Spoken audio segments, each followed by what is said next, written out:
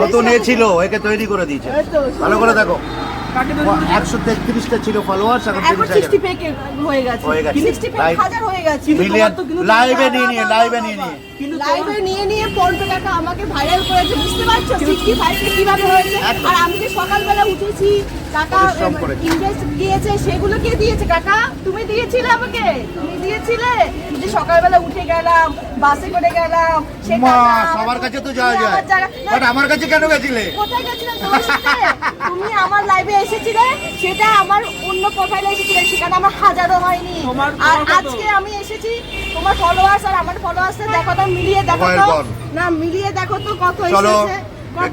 তুমি লাইভে এসে আমার নামে উল্টোপাল্টা বলছো। বাস্তব বলেছি, বাস্তব কোনো কিছু নয়। তুমি আমার রোজ যেতে আমার দোকানে গিয়ে লাইভে আসতে কেন? লাইভে তুমি, তোমার লাইভে আমি এসেছিলাম বিকজ তুমি আমাকে বলেছো। আজকে তুমি যদি না বলতে তাহলে আমি আসতাম না, ঠিক আছে? তোমার ফলোয়ার্স কত আছে, আমার ফলোয়ার্স কত আছে একটু দেখাও তো। ভিউয়ার্স দেখবে, ভিউয়ার্স ওখানে তো ওই যে ফলোয়ার্স দেখে লাভ নেই। আমি একটু আগে বলেছি 2 লক্ষ ফলোয়ার। যারা তোমার পা চেটে তাদের কথা বলো, আমার একদিনের বা দুদিনের কথা বলে লাভ নেই। আজকে 65K কেন হয়েছে বা 66K কেন হয়েছে? আমার সফলতার জন্য, আমার কাজের জন্য হয়েছে, ঠিক আছে? তোমার জন্য নয়। তোমার ভিডিও আমার চলেনি কখনো, 1 মিলিয়নও হয়নি, ঠিক আছে? এই যে কথাগুলো বলার আগে 2-3 বার ভাববো না, বাস্তবকে বাস্তব বলবো।